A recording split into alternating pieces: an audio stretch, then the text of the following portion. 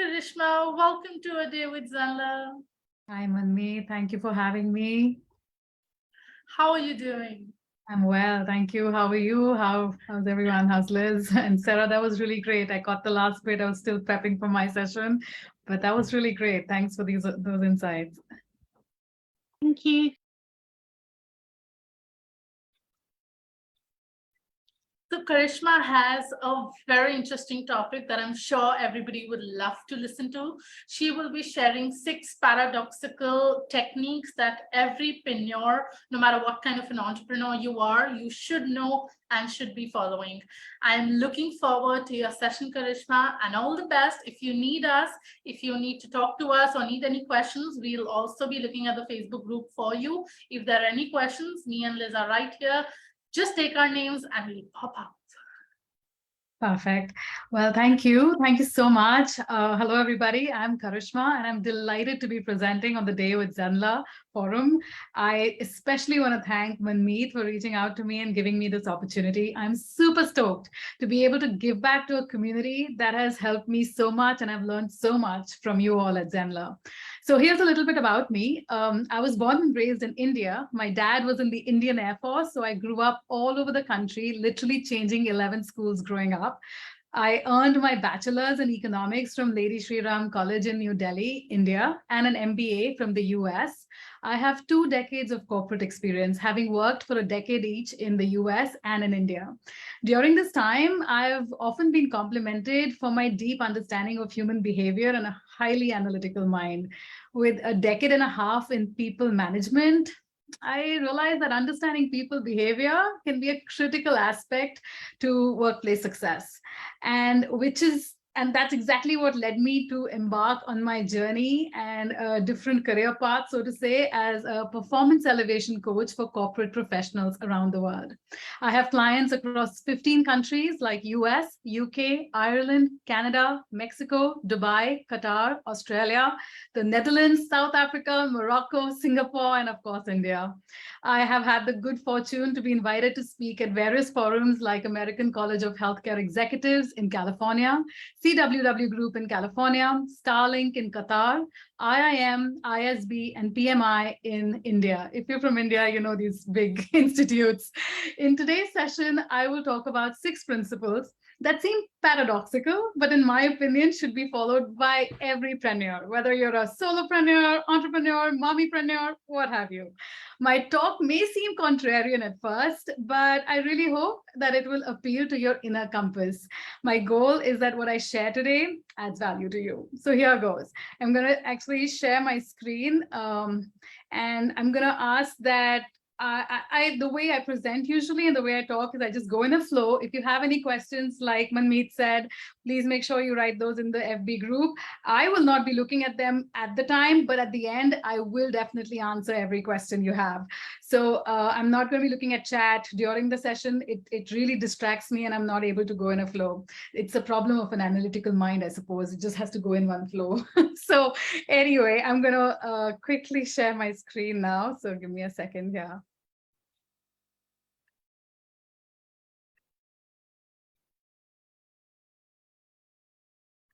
Right.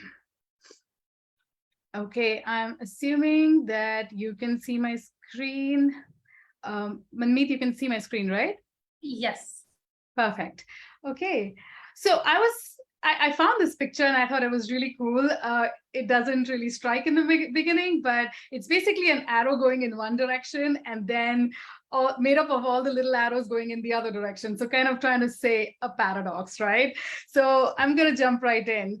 And if you see me looking down, it's not that I'm gazing away for no reason. My notes are on my notepad here, so I'm going to keep referring to them as I talk. And that's why I would be looking down for no other reason, though. All right, so the first 2 principles, and you may have heard of these. Don't wait for inspiration to strike, but listen to your gut when looking for creativity. Now, what does this mean? Just give me a second here. My screen is, I apologize. 1 second, please.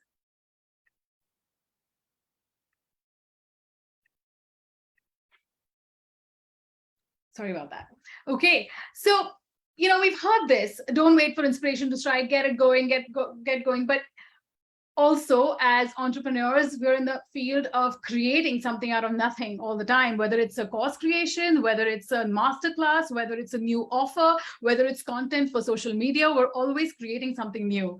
So how does that go? Like, you're supposed to listen to your gut, but then you're not supposed to wait for inspiration to strike. They sound paradoxical, but they can actually work together perfectly well.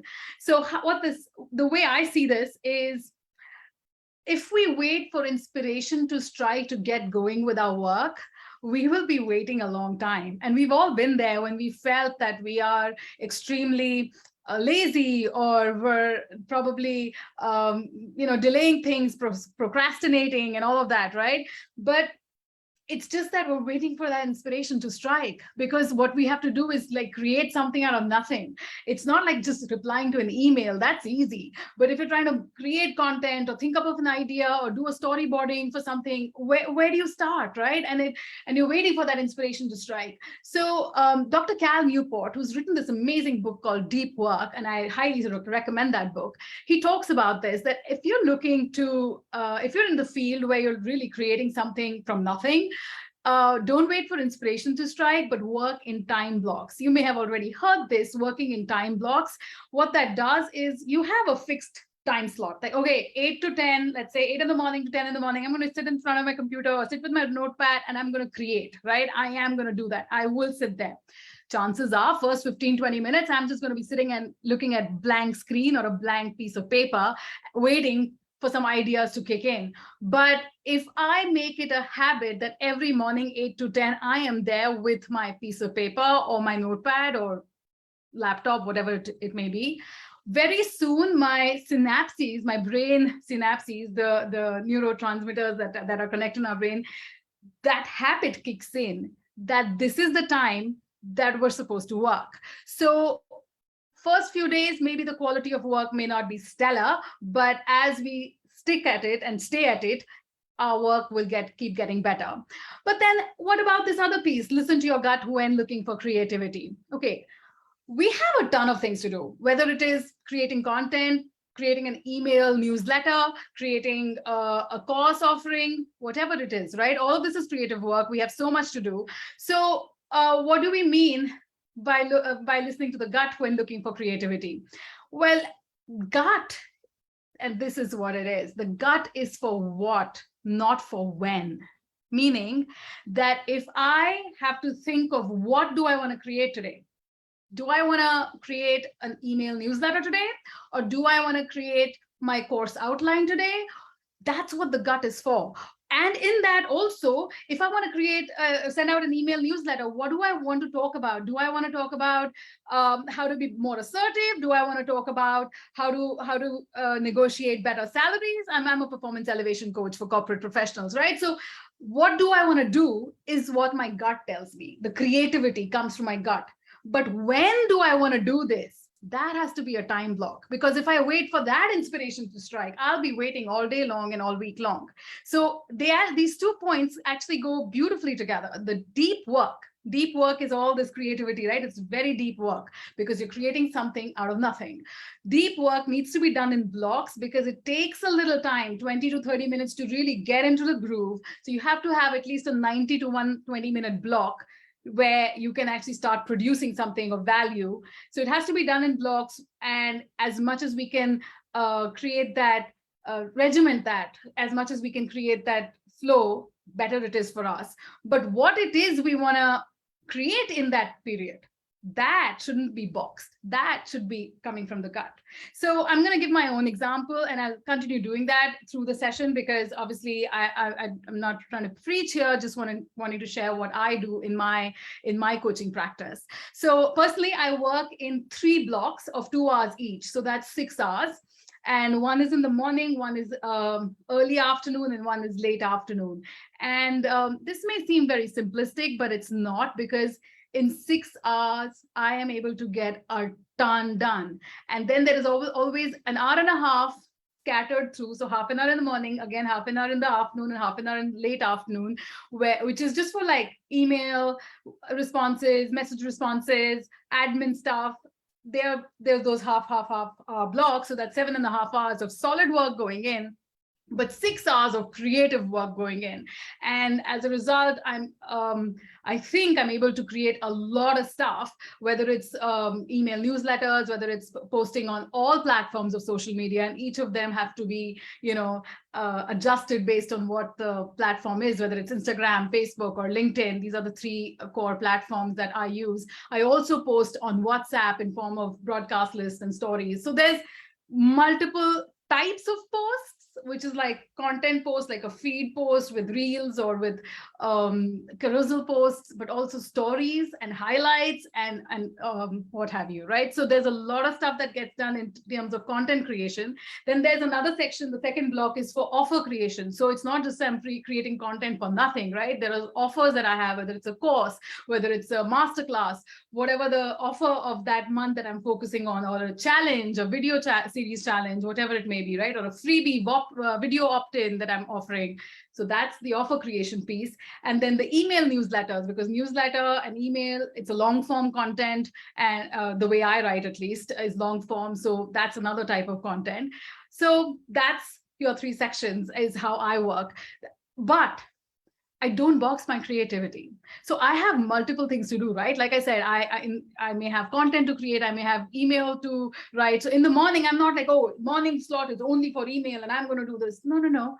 What do I feel like doing this morning? What do I feel like working on? So that's what I'm going to work on. This morning, I was just writing, I actually was working on email, writing a newsletter for my newsletter content. And that's what I worked on. But after another day, it could have been afternoon. Yesterday, I was just working on my masterclass. In fact, both the slots, the afternoon slot and late afternoon slot, I was working on a masterclass and then a freebie video opt-in that I want to give to my clients. I was working on that. So I don't box myself when it comes to what I want to do, but that's where I listen to my gut. What do I really feel like doing? Where my creative juice is going right now? But when that's hardcore. That's hard. That's cast in concrete. I mean, that's my morning slot, 8 to 10. There's a slot in the afternoon. I mean, I'm not going to give slots here because everybody's life is different and we can all figure out our own lives for ourselves. But that's what I mean by saying that these 2 paradoxical principles can work together beautifully, actually. Okay, let's keep going. The next 2. All right. Give your audience more value than they could have ever imagined. Now, this we've all heard. So what's the paradoxical that's coming out? All right. But make sure that your audience has to work hard to get access to you and your content. What? What are you saying, Karishma? How can that be? Yeah. It may seem contrarian, but hang in there. This will make sense, hopefully. So obviously want to give more give more value to the audience than they could have imagined. And everybody defines this differently. But for me, what that means is my value is no strings attached. Every single time. And I loved what Sarah said in the last session about how people were, calling out for an interview and then pitching their product, which is like right there in the inauthentic work, right? Like it's just jarring for the viewer, for the audience. And these things can have short-lived benefits, sure, but if it doesn't align with our own inner compass, it's probably not aligning with the others as well. So when I say no strings attached, in the last 2 years, 3 years, I have done over 20 free masterclasses. And I'm not saying that everybody should do 20 free masterclasses. The number 20 is not so important. What's so important is that every single masterclass was free with no strings attached, meaning there was no pitch at the end. Absolutely none. At the end of the masterclass, I wasn't pitching an offer. I wasn't pitching another masterclass. I wasn't pitching my coaching services. That's there. If someone's following me on Instagram, they know that I offer that service. And I talk enough about it in that when I do a sales offer of a pitch or whatever. But I have a strong demarcation that this is my free value product, and this is my coaching a product that I'm going to, or a service that I'm going to charge for, whether it's coaching, whether it's a masterclass, whether it's a program, a course, whatever it is. So when in fact, a lot of times, sometimes people would other coaches would come onto my platform and attend a masterclass, and then they're like, where's your pitch? Where we waited till the end, nothing happened. I'm like, yeah, there is nothing. At the end, it's like, hey, great talking to you. And that's it. And that's how it's going to be today as well. I am giving back to a community I've learned so much from. But there is no pitch at the end ever. Because what that helped me do is my audience just could come with absolutely no guilt that, oh, at the end, just because I attend this, I will have to there'll have to be a quid pro quo. I mean, like some kind of an exchange. Like I have to give some money towards something and buy something. There's absolutely nothing. This is a free XYZ, whatever's happening, whether it's a masterclass or whatever. And you can then, if the topic, you like the topic, if it resonates with you, come attend it. That's it. There is nothing else to it. And okay, so let me deep dive into this further.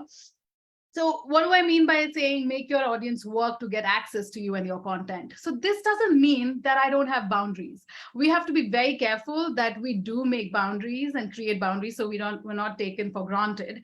And when it came to masterclasses, every time I've done a free masterclass, it's been very simple that, hey, if this topic resonates with you, this is the time. And because I have clients all over the world, I would really pick a time, put in a lot of thought in picking a time which would work for everyone. So nobody would be like at 3 a.m. or whatever. So whatever clients I was working with at that time and my general audience, I would pick time slots that would work for them. It would be on the weekend or something like that. It wouldn't be on a weeknight or a weekday when people would be at work.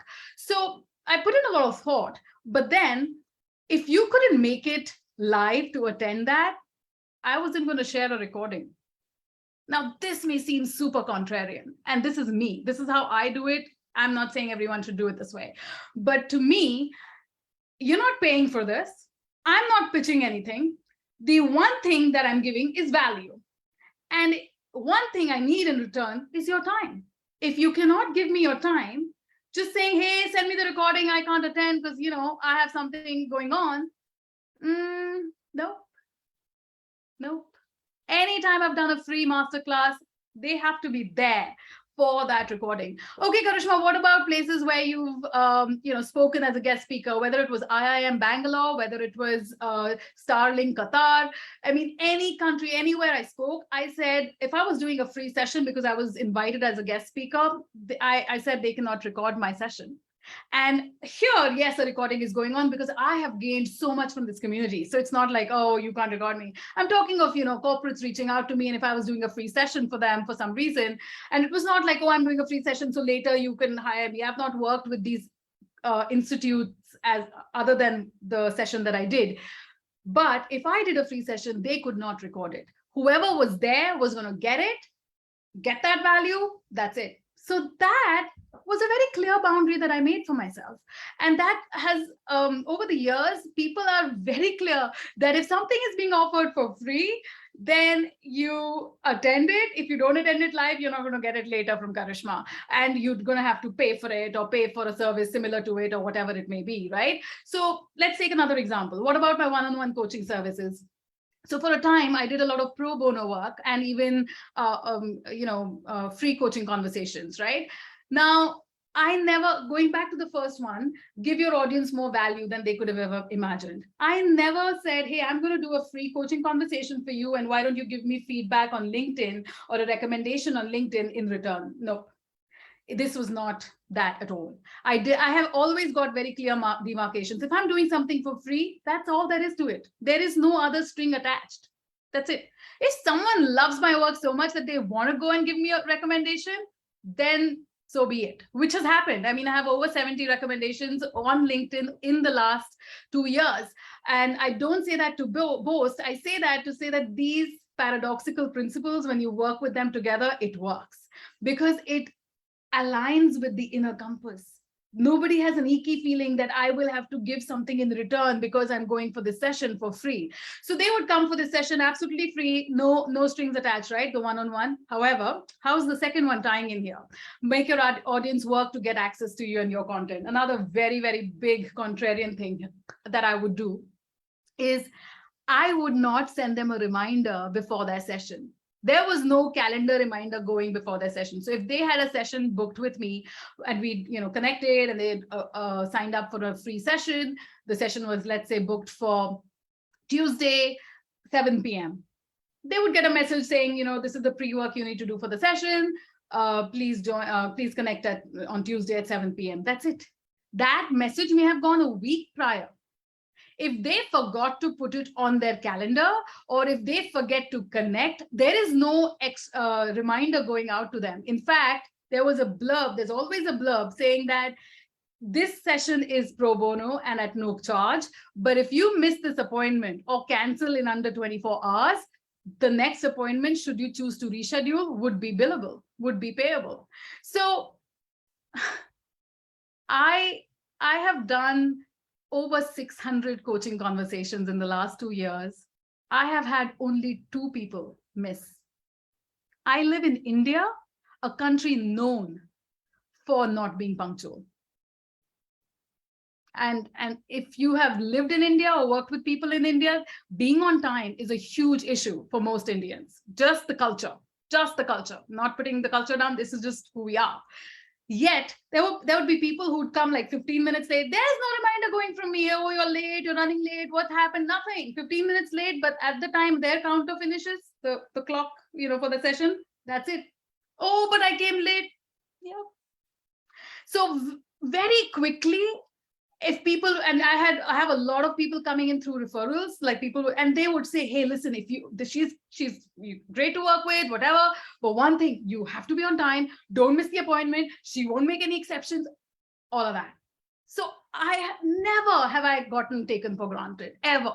Even though when I came back from the US and I worked 10 years there, I came back to India and I figured, how am I going to survive here? Because the whole culture, even though I grew up here, literally at 22 years of age, I moved to the US, and my way of working was much more aligned with probably the American work culture than the Indian work culture. And I remember even a session with Manmeet that I'd done one-on-one. We were just talking about something about Zenler, and I got on the call at 3:30 and she said, you're exactly on time. I've never seen this. I'm like, yeah. So this may seem very odd for people who probably not of Indian origin or not living in India, but this is a huge one. People get taken for granted big time on time issue in India because everyone's always running late. Everyone's always stuck in traffic, which is true. Traffic is pathetic here. But if we draw boundaries and we're very clear that I will give you my 110% in your time slot. You miss your time slot, too bad. You have enough content. I have enough content on social media that you can go get for free, but you're not getting my time for free anymore, right? So that is what I wanted to share on my story. So give with no strings attached, but define boundaries to protect yourself from being taken for granted or your value undermined. All right. The last one is, the last two are probably, will hit closer to home for me. Be authentic. This we've heard a million times, but I'm again going to throw a wrench there, right? But beware of vulnerability vent on social media. Now, what do we mean by that? So whenever something bad happens in our life, even as entrepreneurs, maybe a client didn't pay on time, maybe something like, there's a million things that can go wrong. Maybe the clients were rude to us, or they took us for granted, or they are, found a way around on accessing our stuff for free, or whatever it may be, right? Like sometimes I'll offer a free masterclass and I'll see the same person has given 3 of their different email IDs to access 3 different offerings. Like I have 20 masterclasses, right, that I've done for free over the last 3 years. And I'd put out this promo once that over the next 3 days, you can pick any one masterclass. Even if you didn't attend it at that time, I will send one masterclass to you for free over the next 3 days if you're able to, anyone, right? And those who miss reading this post in the next 3 days or whatever, then yeah, it's gone. But there was this one person, and of course hundreds of people signed up, but I'm a super detail oriented person, and I saw this one person, it's same name but 3 different email IDs, and I literally reached out to him on LinkedIn and said, I have 3 email IDs for you, and you asked for 3 different master classes. I'm offering only 1 per person, so tell me which one and I'll send it to you. So there was actually 1 day of silence, because probably the person was a little embarrassed, but then just told me which one he wanted, and they got that. So it's the boundaries are very clear. I was not like, oh my goodness, look at this person. I'm still actually on the last one here. Last 2, I've not talked about these 2 here. But people are not like, I'm not like, oh my goodness, they're taking me for granted. Now I have to send all 3, whatever. But I'm also not like, I won't give it to him because, he's trying to like dupe me or something. No, just calling it out very respectfully. Looks like you've sent 3 email IDs. Which one is the most valid one that you want me to send you on? And which masterclasses do you want? So, okay. Now, when something bad happens, right? Like this kind of stuff happens, or any people are trying to make use of the offerings in a bad way or whatever. The human tendency is to vent on social media. We've seen this a lot, not just as entrepreneurs, generally people just venting on social media. A package didn't come correctly from Amazon or something didn't happen. People are venting galore on social media, ostensibly for support, ostensibly for garnering support. And people may feel bad for you. Of course, something horrible has happened to you. People may feel bad for you. But here's the thing. People who feel bad for you don't buy from you. Yeah. They may feel bad for you. Shitty stuff happened to you. Excuse me. But that doesn't mean they'll buy from you. So we feel we're being authentic, but we're doing a vulnerability vent when we just lay it all out there. Okay. Someone may say, no, we don't do that. I'm very proper. The other extreme that happens when people are going through a tough time in life is they go to the other extreme sometimes on social media of showing that they're living the life. They are living the life and all the amazing stuff that's going on, and partying here and going out there and this restaurant and that. And they may be overcompensating. We may be overcompensating by doing something like that. But we're actually rubbing people the wrong way, because we have to understand that literally for 2 years, people have seen so much of loss. Everyone has lost someone close to them because of, the pandemic and other things. And some of this can be triggering to others, to our audience, without even realizing it. So both the extremes, it's like a pendulum, right? One can go from like trying to say that everything's fine and I've got it all sorted, or trying to be like, oh my goodness, the world is falling apart and people are so horrible to me, and that may be true. That may be true. Things may have been horrible for us, but someone who's feeling bad for us won't buy from us, because we're not eliciting confidence that we can take care of them, especially as a coach, that, oh, I can take care of this situation. So what does this mean then? How do we be authentic? How can we be authentic at the same time not do this vulnerability vent on social media? So yeah, that's what I said. If they feel bad for you, they don't buy for you. So we need to stay true to our inner compass. And this is a tough one, because we all can fall susceptible to wanting to, go in either direction, but we have to stay true to our inner compass. And what I mean by that is doesn't mean we have to share our deepest, darkest secrets, but on social media for all and sundry. It's not for all and sundry. They haven't earned the right that our best friend has earned, that we should like tell everything to them, right? But yet stay authentic to what the situation is. So I'll give an example, very personal, so that this makes more sense. I lost my dad a few months ago. And if you see my social media, and I will share my handles in case someone wants to go look at it, I have not talked about it anywhere. My work is what it is, has been going on, whatever. I was working, instead of working 8-hour, 9-hour days, I scaled down to 4 to 4.5 hour days. So I have literally worked half day for the last so many months since my dad passed away, because of a ton of things that have to be taken care of at home, and grief and all of that comes with death of a loved one. Now, Now someone may feel that, oh, I'm not posting enough. I was somebody who was actually posting every single day on every single social media platform. So my posting frequency was very high. It's now come down to like 3 times a week is when I post. Now, half the world doesn't even pick this up, right? Everyone is self-absorbed. But if you actually looked at it, someone was monitoring it, they could see, like, Instagram algorithm probably knows that she's not posting as much, and therefore let's not, I mean, let's not go into that discussion. But the point is, I wasn't talking constantly about this loss that I had faced, but I was still authentic. What that means is, actually, Manmeet reached out to me earlier too, to get onto the day with Zenler to do a session for everyone. And I told her on one-on-one messaging that I don't have the bandwidth because my dad's passed away and I'm barely keeping up with my responsibilities, my current clients. I'm barely keeping up with my coaching work that I have to do, and I really don't have the bandwidth. So absolutely authentic. That is the reality. But I'm not shouting it off of rooftops that this has happened and look at me and poor me. And yes, it is a very horrible situation. I mean, just for me and my mom were in deep grief and so on. But it was not like, oh, please get me support and I want all those RIP messages and condolences messages. No. Do not. We're very tight-lipped and be very stiff upper lip kind of a family. But more than that, people who feel bad from you don't buy from you.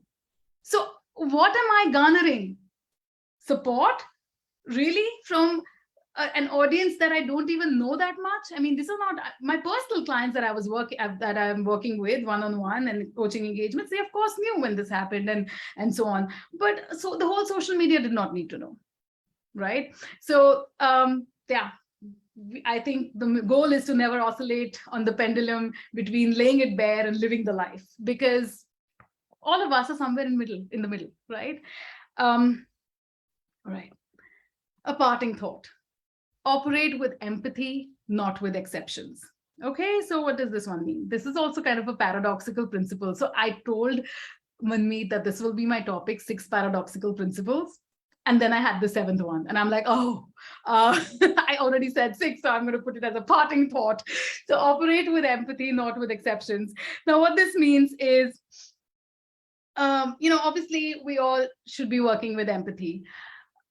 We think we are, but I have also been guilty of not working with empathy, trying to put artificial deadlines. Hey, this offer is available only for 2 days, and if you don't claim it in 2 days, it's gone, and so on and so forth, right? So really, where is it going? If it's a course, it's there forever. I mean, this to me, that's an artificial deadline, and person sees it also. What if there is something major going on in that person's life? And like I said, last 2 years, people's lives have gone upside down because of so much having happened in everybody's life across the world. So if maybe they don't have the bandwidth for this extra cost in their life, right? So operating with empathy, to me, what it means is when someone reaches out to me that, hey, can you share your details of a coaching engagement with you? And let's say I share those details. And they're like, okay, my last sentence, when I share my details of any kind of course or masterclass or coaching engagement, my last sentence is always, come as and when you're ready. There is never, ever an urgency, ever. Come as and when you're ready. Because if they got to get coached, and I'm talking about, this may not apply to your niche, but most likely most niches do get, like there's no urgency. I'm not in CIA. I'm not sitting and operating people on their operating table. I'm not a doctor. I mean, there is really no urgency. They come as and when you're ready. So I operate with empathy, but okay. But I don't make exceptions. So this is again sounding paradoxical, and I'll tell you what I mean by not operating in exceptions. I've seen this often where someone had even put it on LinkedIn that, hey, don't worry if you ever miss some coach's course because or their course discount, because if you write to them separately, they'll make an exception for you. And I was flabbergasted. I was like, I would never do that. I would never do that, because 2 things. one, it would be disrespectful to everyone who actually made adjustments in their life or did whatever they needed to do to go in for that course at the time that it was discounted, and make that, make that leap of faith and trust with me.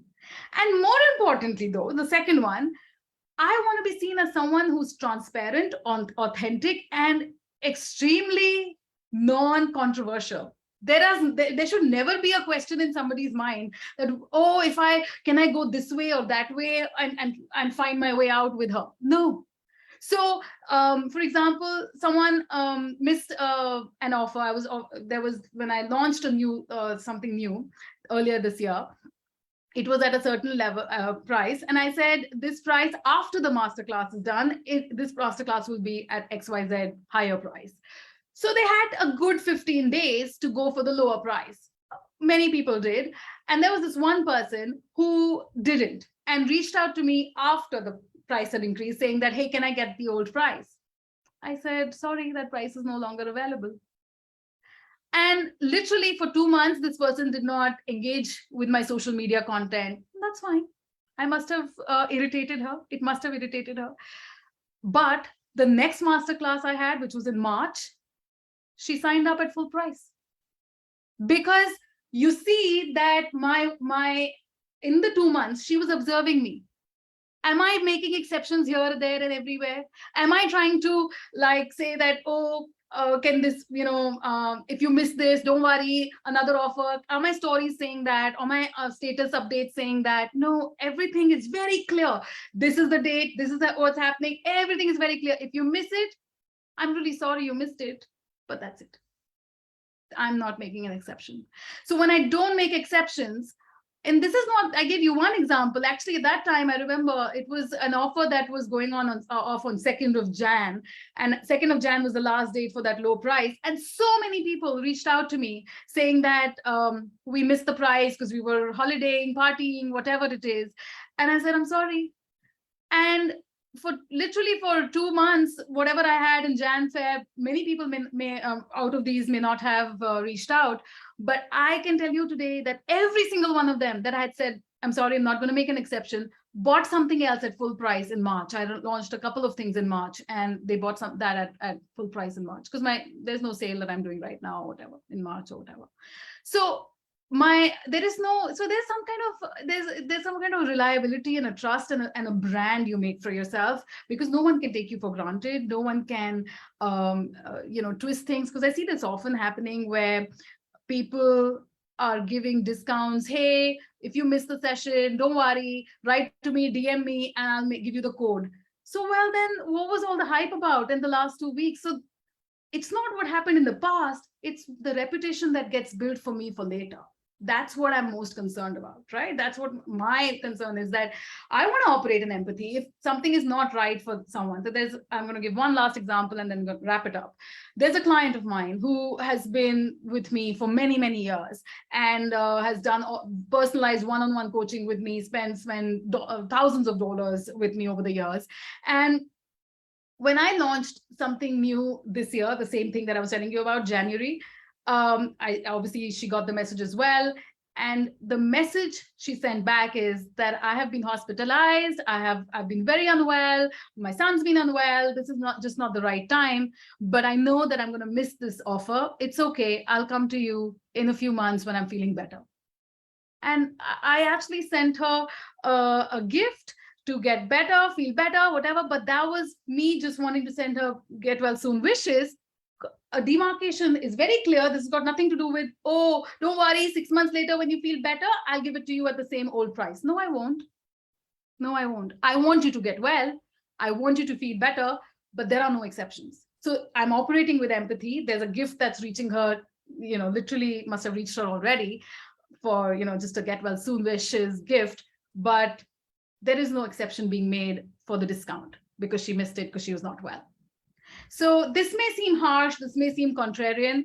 I will end with this, that it has worked beautifully for me. It may or may not work for someone else. You can ponder over it, mull over it.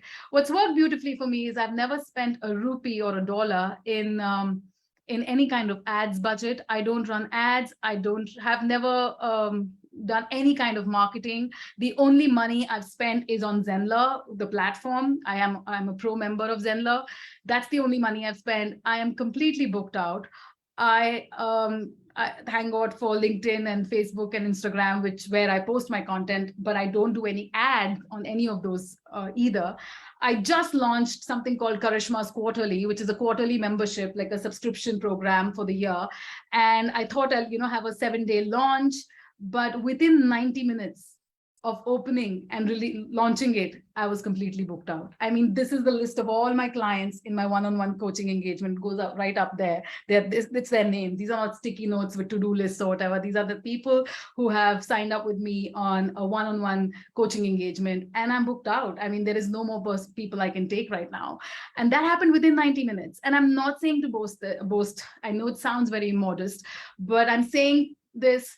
First of all, I'm very grateful to God and whoever up there for this. But I'm saying this because I have worked very hard to every single time to launch something or do something to think, will I like this being on the receiving end, this kind of a tactic or a strategy? Would I like it?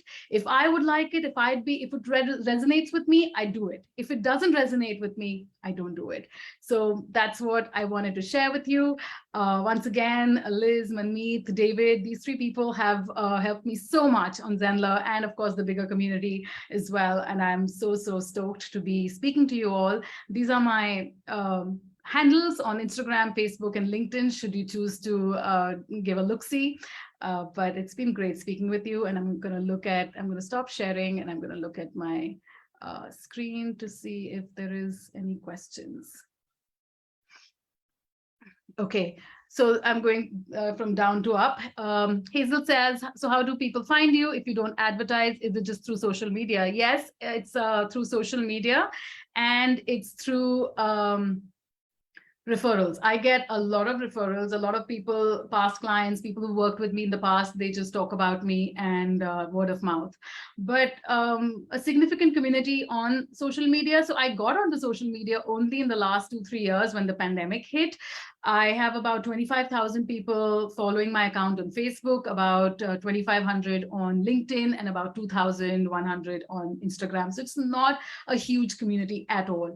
I literally, when I post something, I don't get more than 10, 15 likes. If I get 20 likes, I'm like, yeah, okay, whatever. But it's just consistency, and it's just immense amount of value every single time I work with somebody one-on-one, or even if someone wants to watch my freebie masterclass or whatever, it's only through social media and word of mouth. Okay, there's another question from Hannah. Karishma, what else can you suggest to make your audience super excited to work to get to you? Wait. Karishma, what else can you suggest to make your audience super excited to work to get to you? I'm not sure. To get to you. Liz, do you know what that means? Or Hannah, if you can expand on that. I think she means get to work with you, maybe. Okay, yeah. Perfect. Okay, that I can answer. So, I give complete details in my posts itself. What I mean by that is, sometimes people talk about this, that, okay, when you're sharing something on social media, share the why, don't share the how. So how they have to come and pay and come to you. I don't follow that. I share it all. I literally share it all. Another example, I'll tell you with examples also. Sometimes people will make reels. You see on Instagram, Facebook, there are these reels, and there's a B-roll happening or whatever, but there'll be a line on top, because I follow a lot of Instagram, how to grow on Instagram kind of accounts, right? Because I'm always trying to grow, right? So let's say 3 tips on how to grow on Instagram. Check the caption. And I'm like, then what was the reel for? Just you like having a drink somewhere or showing your lifestyle? Like, it's a little, if I don't know you personally, your lifestyle is not what I'm interested in, right? And so when I see something like that, where someone is just, it's like almost like clickbait to me, though it's not. I get it's not. They've said, go check the caption. And then I do check the caption. But a lot of times, let's say the caption just says, you should just niche down. I mean, everybody and their brother has been saying that. So what is a lot of value? Like, give me more. And a lot of times people feel that if they give their all, then, oh, how will they come for a session with you and all that? The thing is that just having knowledge and being able to implement it, there's a big gap there. Most people can't. Most of us know we need to work out every single day. Most of us don't. A lot of us don't. So we have the knowledge, but we're still not able to do it. This how to do it is where the coach comes in, or whatever our niche may be. So I don't withhold on the knowledge at all. I give it completely, and you can see any of my posts. My posts are long, they're verbose. I will make it worth your time to sit there and go through. Even my stories, like the story highlights on Facebook or Instagram that allows it. I know there's no stories on LinkedIn, but used to be anyway. I write long stuff. My stories are not just about me living the life. I mean, I'm not living the life anyway. I mean, there's but even if I were going out with friends or whatever, I don't do too much of that. Even if I'm doing that, there will be something for them in that. So my picture will be there or whatever, or maybe a picture with my dog or with my mom or whatever, but there will be something that they can gain from. Like, for example, this morning at the park, I'd gone to the lake park, and there was this one lotus. Can you believe that? I mean, there was this one lotus that had bloomed. Took a picture, and that's what's there over there. And I just wrote one thing: POV. You're seen, you're valued. And that may seem okay. What are you saying, Karishma? One of the biggest things my clients face is: am I being seen at work? Am I being valued at work? This is my clientele, right? This is my audience. And this picture was depicting there's this vast lake, there's mountains and greenery on there, there's gray and green, and there's just one lotus. I thought it was just amazing, very pretty to see. But yeah, you are seen, is what I was trying to say. So anything I do on social media, I am constantly attaching it to value for them.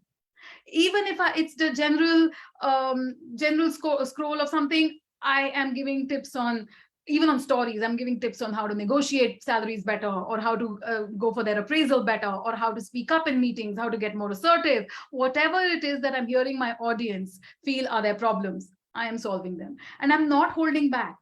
Now, I have clients telling me, or even my social media people telling me, that we actually take screenshots of your stories because they're like this way long. There's like so much there and small font. Yep, that's just me. So that really appeals to my audience, but that also means that I'm creating a ton of content all the time. I'm giving a lot out there, and that's what works for me.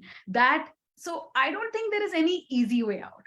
I mean, if someone's spending money on ads, that's also work. If someone's spending time on creating ton of content, that's also work. There is no easy way. It's all about what resonates most with us. So that's perhaps my best way of answering that. I hope that helped. I'm just reading. Dog. Okay, there was a dog barking or something. That is not. Okay. If there's any other questions, is there something that I've missed, Padmeet? I think, Liz, is there any question on the Facebook video?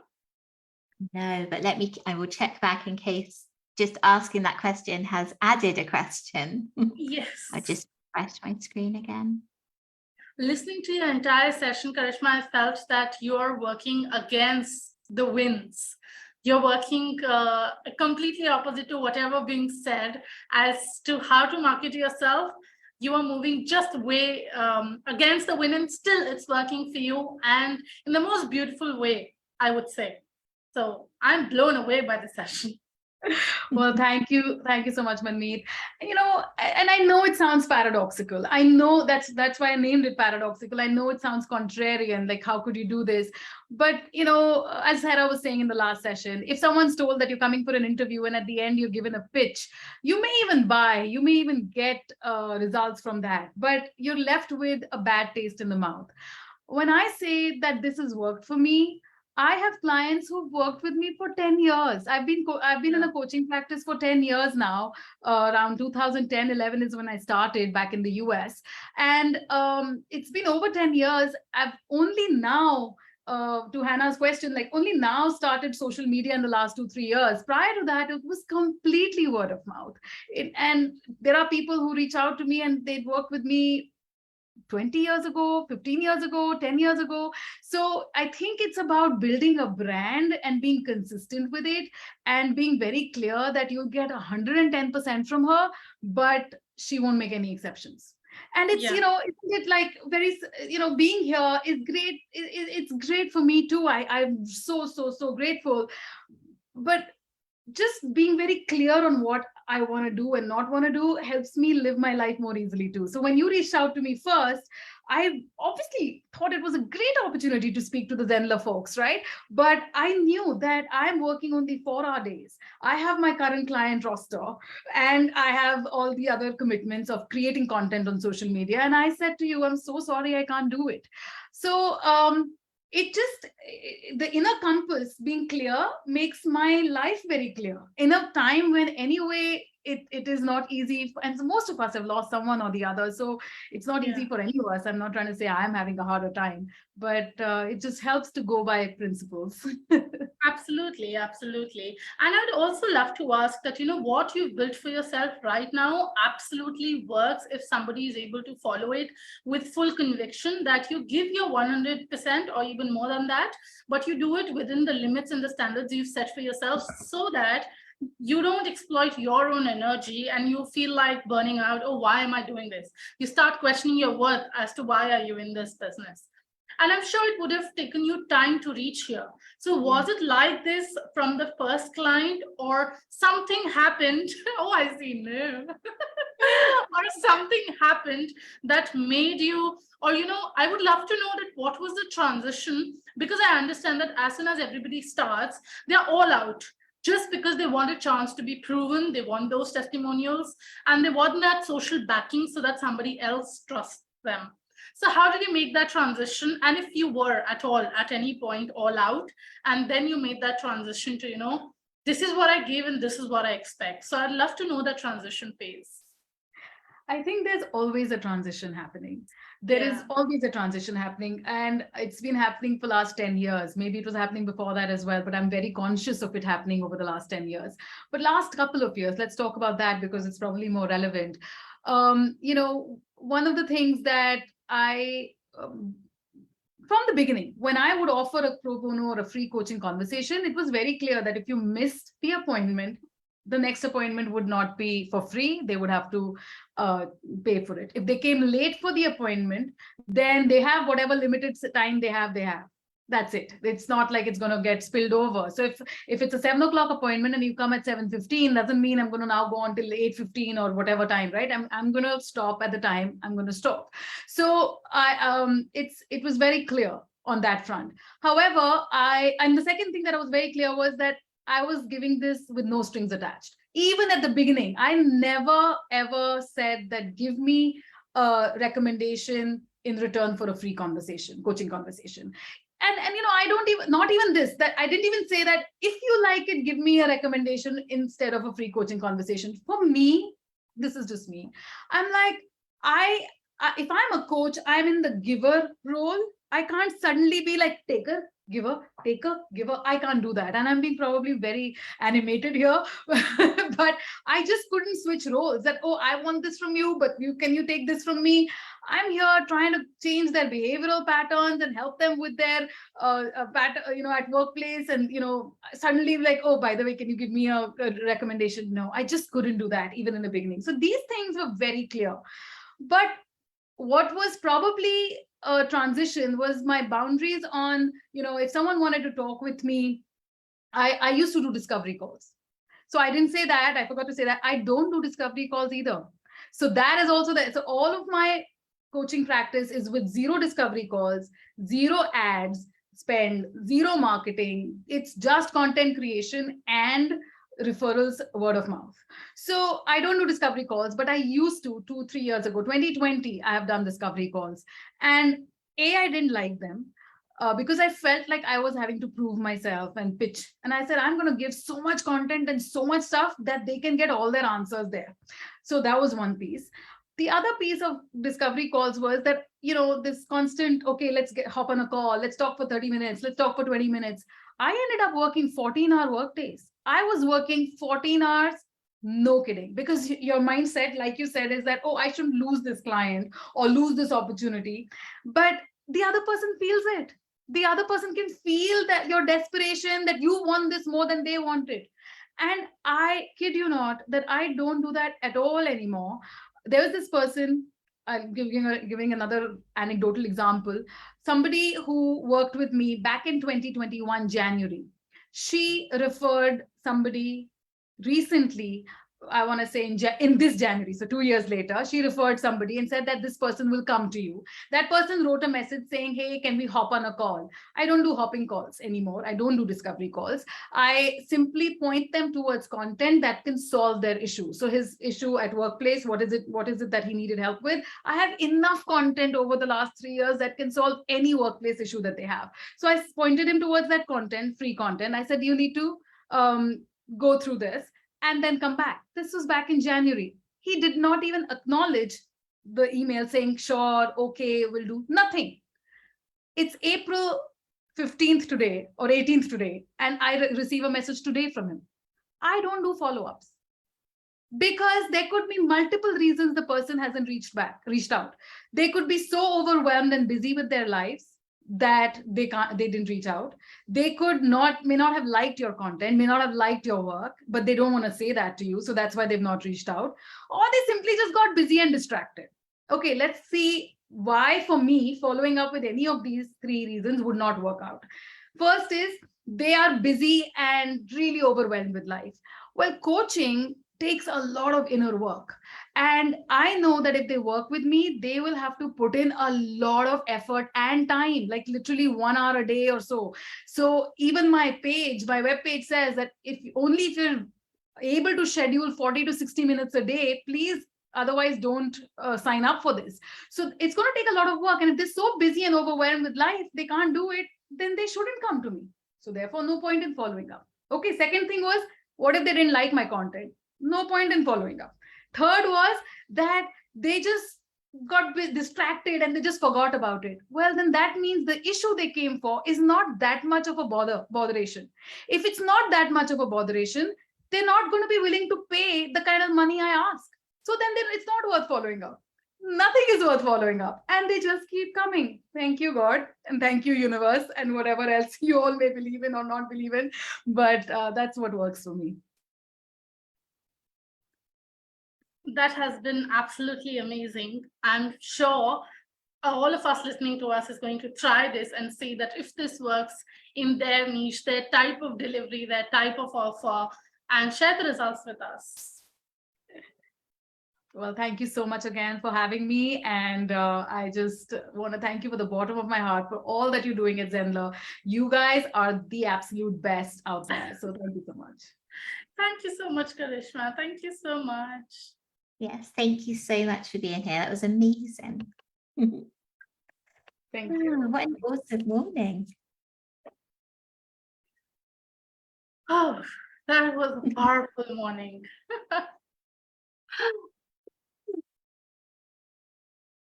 I would just still need some time to absorb all the content in the last 2 hours that I've heard, listened to, and I really have to think about how to execute and implement those.